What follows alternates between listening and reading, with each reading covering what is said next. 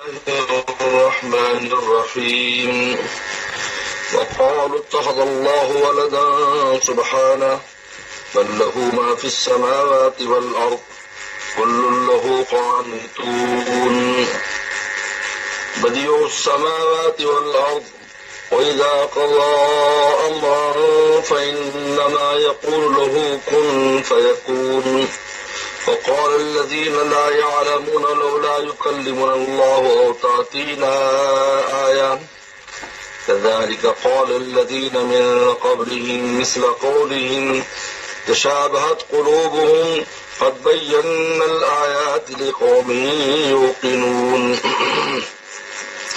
إنا أرسلناك بالحق بشيرا ونذيرا ولا تسأل عن أصحاب الجحيم ولن ترضى عنك اليهود ولا النصارى حتى تتبع ملتهم قل إن هدى الله هو الهدى ولئن اتبعت آباءهم بعد الذي جاءك من العلم ما لك من الله من ولي ولا نصير الذين آتيناهم الكتاب يتلونه حق تلاوته أولئك يؤمنون به ومن يكفر به فأولئك هم الخاسرون يا بني إسرائيل اذكروا نعمتي التي أنعمت عليكم وأني فضلتكم على العالمين واتقوا يوما لا تجزي نفس عن نفس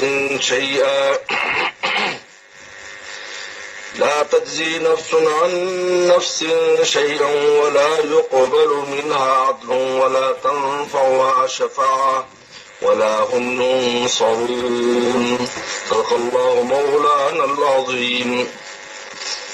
اللہ تعالیٰ نے گزشتہ آیات میں بتایا کہ یہ لوگ اللہ کی مسجدوں سے روکتے ہیں، ان سے بڑا ظالم کون ہوگا۔ اب یہاں بتاتے ہیں کہ اس سے بھی بڑا یہ ظلم کرتے ہیں کہ اللہ تعالیٰ کی اولاد بتاتے ہیں، شرک کا ارتکاب کرتے ہیں، اور شرک جو ہے ان شرک لظلم عظیم، جتنا بھی ظلم ہے اور نالائکی ان میں سب سے بڑا ظلم اللہ کے ساتھ کسی کو شریک ٹھہرانا ہے۔ اور یہ جتنے بھی فرقے ہیں سب اللہ کی اولاد بناتے ہیں۔ یہود کہتے ہیں عزیر علیہ السلام اللہ کے بیٹے ہیں، عیسائی کہتے ہیں عیسی علیہ السلام اللہ کے بیٹے ہیں، مشرکین کہتے ہیں کہ تمام فرشتے اللہ کی بیٹیاں ہیں، تو اولاد تجویز کرتے ہیں۔ اللہ نے اس پر رد فرمایا، اللہ تعالیٰ کی اولاد ہو ہی نہیں سکتی، واجب اور ممکن کا آپس میں کوئی جوڑ نہیں ہے، اللہ تو واجب الوجود ہے، اگر اولاد بھی واجب الوجود ہے تو توحید کہاں رہی، اور اگر وہ ممکن ہے تو واجب اور ممکن میں آپس میں کیا جوڑ ہے؟ ممکن وہ ہے جو جس پر فنا آتی، واجب ہے جس پر کبھی فنا نہیں آتی۔ تو اللہ تعالیٰ نے ان پر رد فرمایا، وقالوا اتخذ اللہ ولدا، کہتے اللہ نے اولاد بنائی ہوئی ہے۔ سبحانہ، پہلا اللہ تعالیٰ نے رد فرمایا، اس کی ذات پاک ہے۔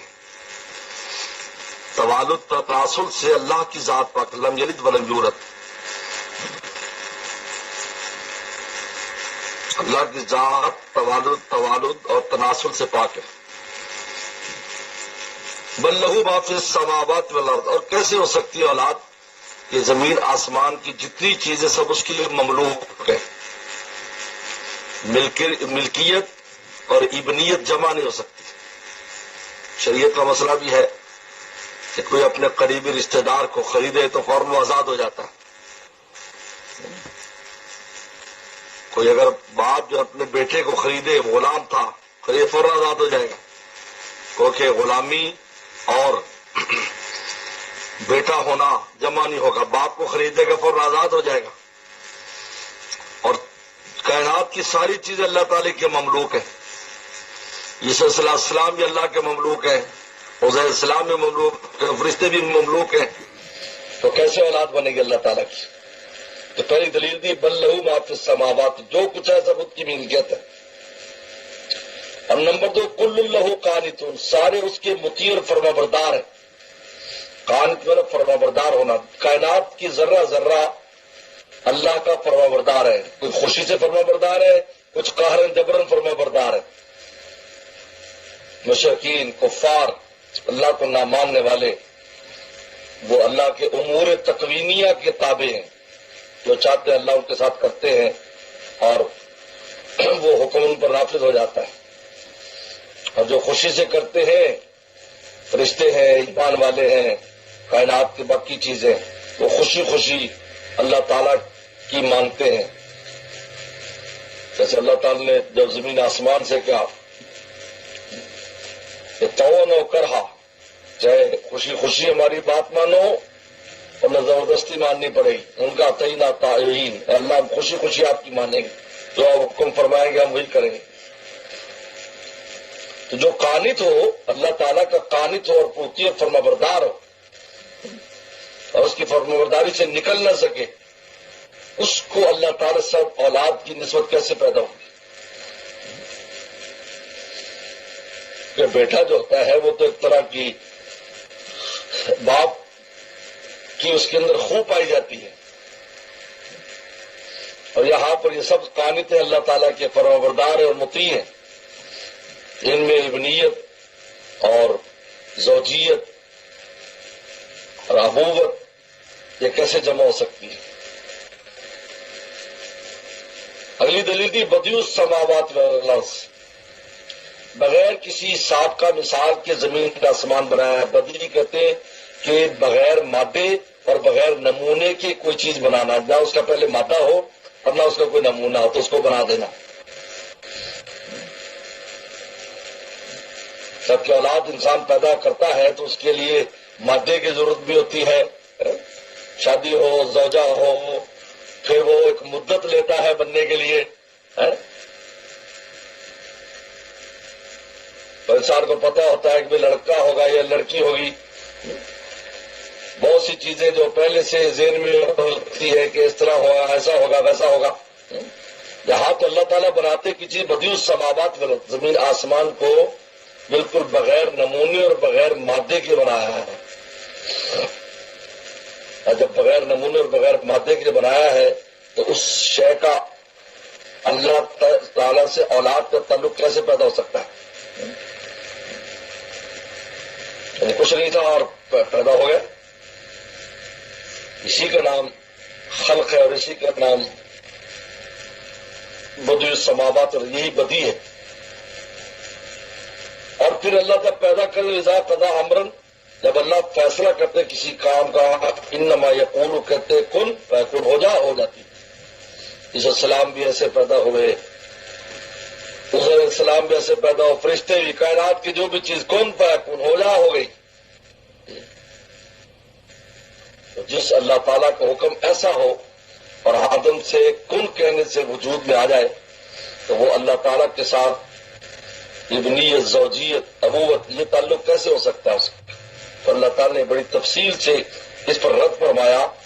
یہ لوگ ایسے ظالم ہیں کہ مسجدوں سے بھی روکتے اور عقیدہ اتنا خراب ہے کہ اللہ تعالیٰ کے لیے اولاد تجویز کرتے ہیں. اور اس کے لیے اللہ نے سبحانہ سے لے کر کن فیکون تک دلائل دیے جس سے بالکل عقل سلیم بات سمجھ سکتی ہے کہ اللہ تعالیٰ کی کوئی اولاد نہیں ہو سکتی. اچھا، یہ عیسائی کہتے ہیں ہم تو بیٹا سے مراد یہ نہیں لیتے کہ واقعی ان کے بیٹے ہیں، ہم تو مراد ہے کہ بہت زیادہ اختصاص اور تعلق اور محبت کی وجہ سے. تو پھر یہ خصوصیت عیسیٰ صلی اللہ علیہ وسلم کی کیا سارے نبیوں میں ہے؟ پھر سارے نبیوں کے بارے میں کہو ابراہیم السلام بھی بیٹے اور وہ بھی کیونکہ سب اللہ تعالیٰ کے پیارے برگزیدہ اور سب کے اللہ تعالیٰ کے عاشق اور اللہ تعالیٰ سے خصوصی تعلق ہے، ہر پیغمبر کا تعلق ہے. تو سب کے بارے میں بات کرو. عیسیٰ السلام کے بارے میں اکیلے کیا بات کرتے ہو؟ اس کے بعد اللہ تعالیٰ ان کا مرض بتاتے ہیں کہ یہ مشرکین ہوں یا یہود و نصارہ ہوں، یہ حق کیوں نہیں قبول کرتے؟ کہا کہ ان میں کبر ہے، کبر، کہ اپنے آپ کی اپنی اہلیت بہت اونچے درجے میں ثابت کرتے ہیں کہ ہم بہت اونچے درجے کے لوگ ہیں. وہ یہ ہے کہ اللہ تعالیٰ نے جو واسطے بھیجے، اپنے جو سفیر بھیجے، پیغمبروں کی جماعت، کہتے نہیں تمہارے بیچ میں آنے کی ضرورت نہیں ہے، ہم جانے اللہ جانے، اللہ براہ راست ہم سے بات کرے۔ جس طرح پیچھے یہودیوں نے کہا تھا کہ ہمیں اللہ تعالیٰ سامنے دیکھنا چاہتے ہو، آ کر بتائیں یہ موسیٰ ہے، یہ ہمارا پیغمبر ہے، یہ لے کر آیا۔ اللہ تعالیٰ فرمایا کہ یہ تمہارا منہ اس قابل ہے کہ اللہ تعالیٰ تم سے خطاب کرے، اور جس پر شکر کیوں نہیں کرتے کہ اپنے نائبین اور اپنے خلفاء اور اپنے وزراء بھیج دیے۔ تم تو اس کے اہل بھی نہیں تھے، لیکن پھر بھی اللہ نے فضل فرمایا کہ نبیوں کی جماعت کو بھیجا ہے جو اللہ تعالیٰ سے گفتگو فرما کر تم سے اللہ کے حکم پہنچاتے ہیں۔ یہ تو ایسی ہے نا جیسے کوئی آپ کو کہ گورنمنٹ کا حکم آیا، عدالت والے کہیں، کوئی وزیر کہیں، کوئی آگے ان کے نمائندے کہیں کہ اب سے یہ حکم ہے، اس پر عمل کرنا ہے، تو کہا نہیں، صدر پاکستان براہ راست مجھ سے بات کرے، وزیر اعظم براہ راست بات کرے، کہ تیری شکل ہے؟ دنیا کے عمراء اور بادشاہوں سے بات کرنے کا وہ ہر ایک کو اہل نہیں سمجھا جاتا کہ اس سے بات کرے، بلکہ بیچ میں واسطے ہوا کرتے ہیں، تو ذات الہی اس کے ساتھ یہ کبر ہے کہ ان جو اللہ تعالیٰ کے جو نائبین ہیں، پیغمبروں کی جماعت، ان کو حقیر سمجھتے ہیں کہ ہم تمہاری نہیں سنتے، ہمیں اللہ تعالیٰ براہ راست سنا ہے۔ وقال الذین لا یعلمون، اور کہتے ہیں وہ لوگ جو علم نہیں رکھتے، لولا یکلمنا اللہ اور تاتین آیا، اللہ تعالیٰ ہم سے خود بات کیوں نہیں کرتے، اور تاتین آیا یا کوئی نشانی فرشتہ بھیجے جو آ کر اعلان کرے ہمارا پیغمبر ہے۔ اللہ تعالیٰ فرماتے قال الذین من قبل مثل قولہم، کہ ایسی بات پہلوں نے بھی کی تھی، پہلے یعنی آج کے کفار رسول اللہ کے زمانے کے اور پہلے جو کفار ہیں سینکڑوں سال پہلے، ہزاروں سال پہلے گزرے، کہا کہ سب میں ایک ہی مرض ہے، بلکہ ان کا جو ابا ہے ابلیس اس میں بھی یہی مرض ہے کبر کا، میں کیسے سجدہ کروں، بس یہیں سے بات یہیں سے تو بگڑی۔ ان میں اور ان میں ایک ہی چیز ہے، یہی بات انہوں نے کہی جو پہلے تھے۔ موسیٰ السلام کے زمانے میں کیا کہا تھا؟ ارے اللہ جا رہا، اللہ کو جب تک دیکھیں گے نہیں اور اللہ کہے گے نہیں کہ یہ موسیٰ ہے تو پھر اس وقت تک ہم آپ کی بات نہیں مانیں گے۔ تو اللہ تعالیٰ نے پھر وہ سب کو صاعقہ سے مار دیا۔ تشابہت قلوبہم، ان کے دل ایک دوسرے کے بالکل ایک دوسرے جیسے ہو گئے۔ تشابہ اور تشبیہ دونوں میں فرق ہے۔ تشابہت بالکل مساوی، اور تشبیہ میں مساوات نہیں ہوتی، کسی ایک چیز میں تشبیہ ہوتی، جیسے شیر فلانا شیر ہے یعنی شجاعت میں، باقی چیز تشبیہ نہیں، لیکن تشابہ دونوں ایک ہے۔ تشابہت قلوبہم، ان کے دل بالکل ایک جیسے ہیں، جس طرح ان کے دلوں میں کبر تھا پہلے والوں کی، اور انہوں نے نبیوں کی باتوں کو نہیں مانا کبر کی وجہ سے۔ فرعون نے موسیٰ السلام کی جو نہیں مانی، نمرود علیہ السلام کی کیا تھا؟ کبر تھا۔ یہودیوں نے موسیٰ السلام کو جو تنگ اور پریشان کیا، پوری تفصیلات دی، تو یہ کبر تھا۔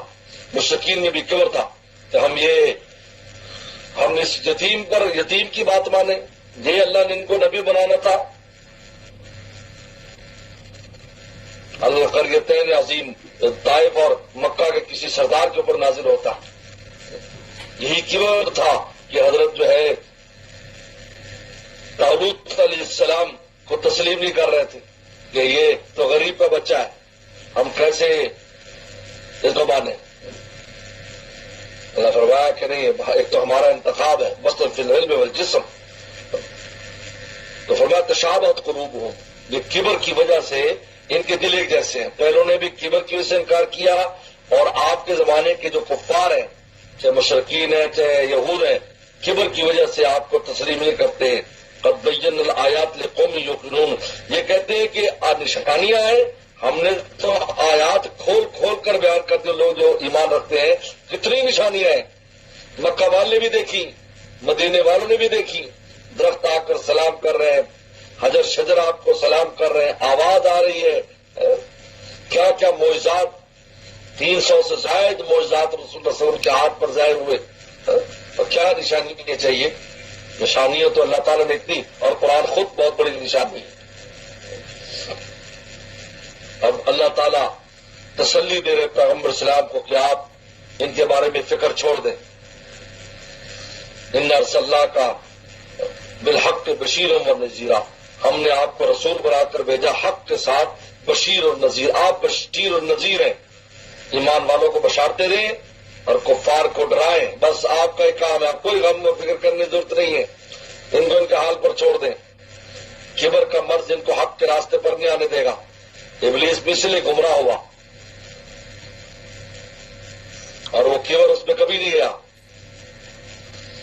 موسیٰ صلی اللہ علیہ وسلم کی ملاقات، موسیٰ صلی اللہ علیہ وسلم نے کہا کہ میں معافی لے دیتا ہوں اگر تم معافی مانگے. ان کا میں تیار ہوں، کہتا میں تیار ہوں، مجھے معافی دلا دو. شیطان کہنے لگا. وہ سلام تو مقام کلیم پر تھے، جب چاہتے گفتگو فرماتے اللہ سے گفتگو. اللہ میاں یہ وہ صحیح ہو جائے گا تو سارا کچھ ٹھیک ہو جائے گا. اللہ تعالیٰ نے فرمایا کوئی مسئلہ نہیں، تو تیری سفارش قبول ہے، بس آدم کی قبر پہ جا کے سجدہ کر دے. وہ سجدے والا حکم برقرار ہے، وہ سجدہ کر دے. کہہ لگا جب زندہ تھے نہیں کیا، قبر پہ میں کروں. توحیدی بن گیا اس وقت کہ میں تو پکا توحیدی ہوں، میں قبر میں سجدہ کروں. سے اللہ تعالیٰ نے تسلی دی کہ آپ ان کی فکر چھوڑ دیں. ان میں یہ مرض، کیونکہ کبر کا مرض جو ہے نا وہ آسانی سے جاتا نہیں ہے، بہت خطرناک مرض ہے یہ. باقی امراض جو ہے نا وہ چلے جاتے ہیں، لیکن یہ مرض نہیں جاتا. تعلی کا مرض ہے. ان ارسلنا کا بالحق بشیر و نذیرہ، ہم نے بھیجا ہے آپ کو رسول بنا کر حق کے ساتھ بشیر اور نذیر. ولا تسألوا عن اصحاب الجحیم، آپ سے جہنمیوں کے بارے میں پوچھا جائے گا کہ جہنمی گئے آپ کی وجہ سے چلے گئے اور ایسی کوئی مصولیت. آپ نے بات پہنچا دی بس. اور اب اللہ تعالی نے فرمایا یہ یہود و نصارہ اس وقت تک تم سے راضی نہیں ہوں گے جب تک آپ ان کے دین میں داخل نہ ہو جائیں. کتنے ان کی رعایت کر لیں، یہ قانون بنا دیے، قیامت تک کے لیے قانون ہے. یہود و نصارہ کو آپ جتنا بھی خوش کرنے کی کوشش کریں، لیکن وہ آپ کے بن کے آپ کو اپنا نہیں سمجھیں گے، اپنا نہیں بنائیں گے جب تک ان کے دین میں داخل نہ ہو جائے.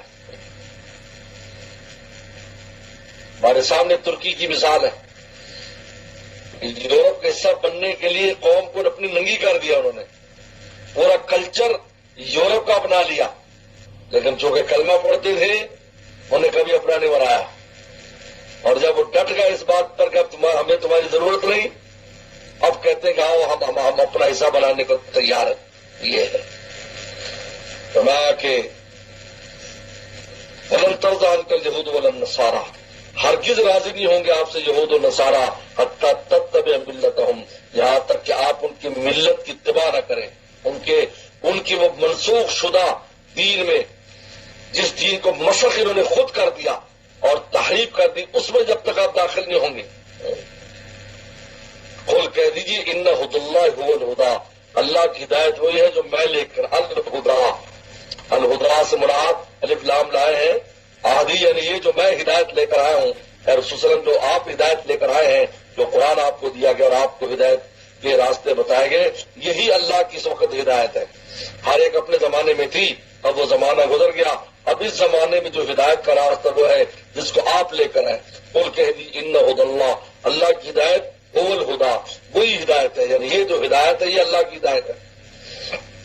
اس کے بعد اللہ تعالیٰ ولن اتبعت، یہ کہہ کر اصل میں غیروں کو خطاب ہے، لیکن آپ کی ذات کو سامنے رکھ کر فرما رہے ہیں.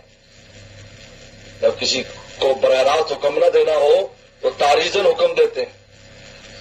وَلِنْ اتَّبَعْتَ أَهْوَاءَهُمْ، اگر آپ ان کی خواہشات کی اتباع کریں گے، بعد الذی جاءکم علم، بعد اس کے کہ آپ کے پاس علم آ چکا ہے، قرآن آ چکا ہے، ہدایت آ چکی ہے، پھر آپ ان یہود و نصارہ کے منسوخ شدہ دین کو تسلیم کریں گے اور اس کی اتباع کریں گے، ما لک من اللہ من ولی ولا نصیر، تو پھر آپ کے لیے اللہ کی طرف کے مقابلے پر نہ کوئی دوست ہے نہ کوئی مددگار ہے.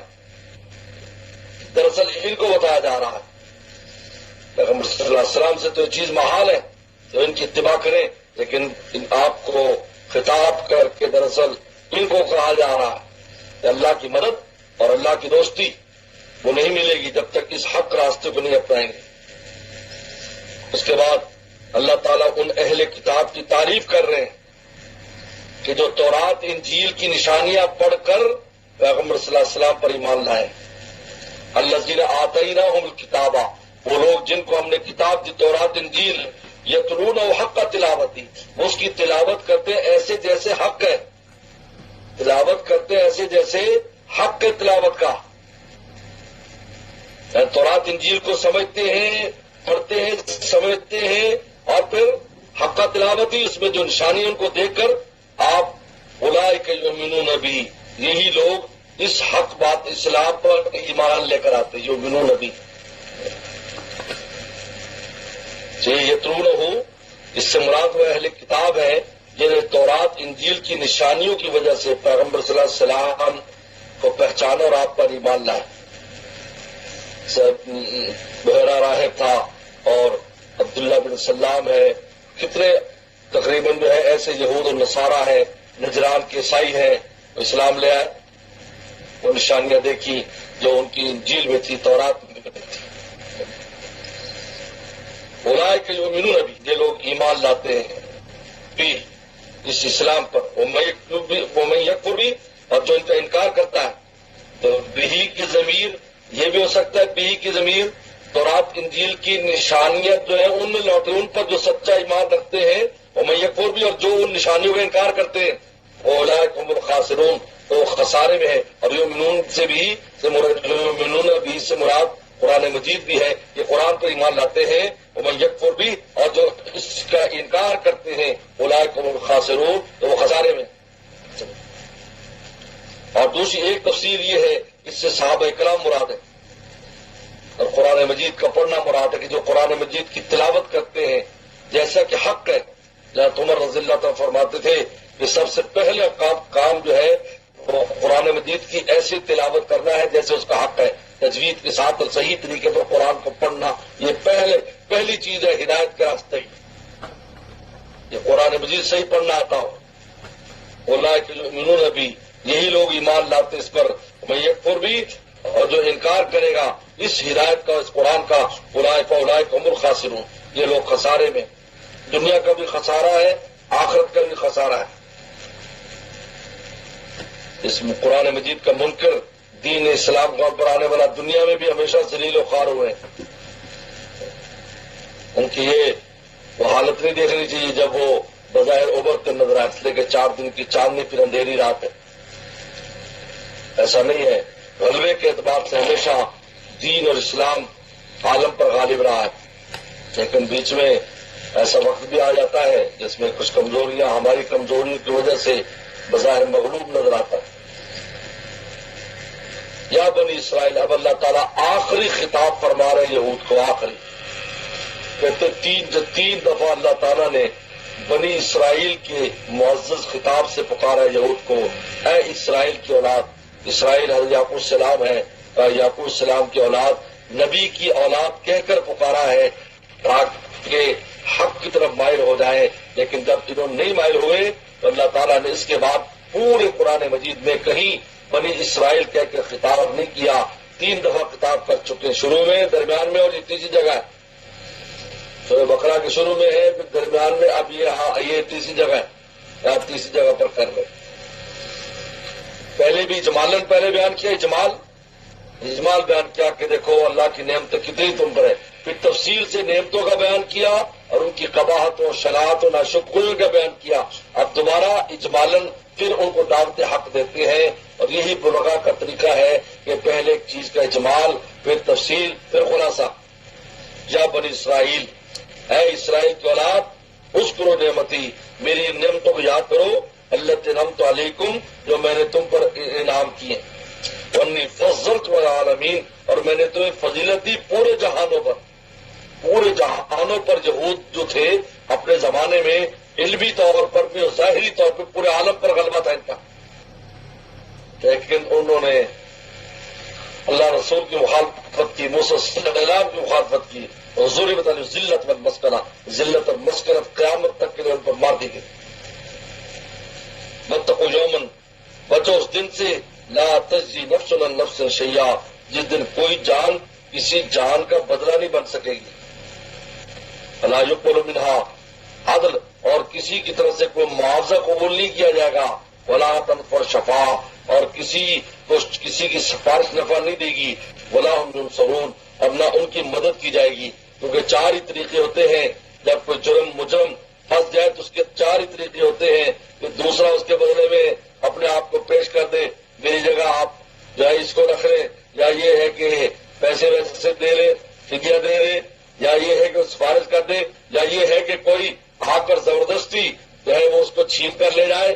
اللہ تعالیٰ فرمایا کہ چاروں چیزیں ہمارے دربار میں محال ہیں. کسی کی ہمت نہیں ہے کہ کسی مجرم کو جو ہے وہ عوض دے سکے، سفارش کر سکے، یا جو ہے وہ ہم زبردستی ہم سے جو ہے اس کو لے جائے، اور یا یہ کہ کوئی دوسرا اس کا بدلہ بن جائے. ایسا کچھ نہیں ہے. ہاں، سفارش کی اجازت اگر ہوگی تو ایمان والوں کی سفارش کی اجازت ہوگی قیامت کے دن. وہ انبیاء صلی اللہ علیہ وسلم لے کے وہ بھی اللہ تعالیٰ کی اجازت کے بعد. تو یہاں اللہ تعالیٰ نے یہ یہود کو آخری خطاب کر کے اب اس کے بعد یا بنی اسرائیل کے لفظ سے میں قرآن مجید میں مخاطب نہیں فرمایا کہ خطاب کے قابل ہی نہیں ہے. اب تم سے براہ راست خطاب نہیں ہو گئے، براہ راست خطاب تھا. اب اللہ تعالیٰ نے پھر اور دوسرے واقعات شروع کر دیے، اور اس بنی اسرائیل کا جو قصہ تھا اور ان کو جو کہنا سننا تھا اللہ تعالیٰ نے کہہ دیا، اور یہاں سے پھر آگے ابراہیم صلی اللہ علیہ وسلم کے واقعے کو شروع کیا ہے. واخر دعوانا الحمدللہ رب العالمین.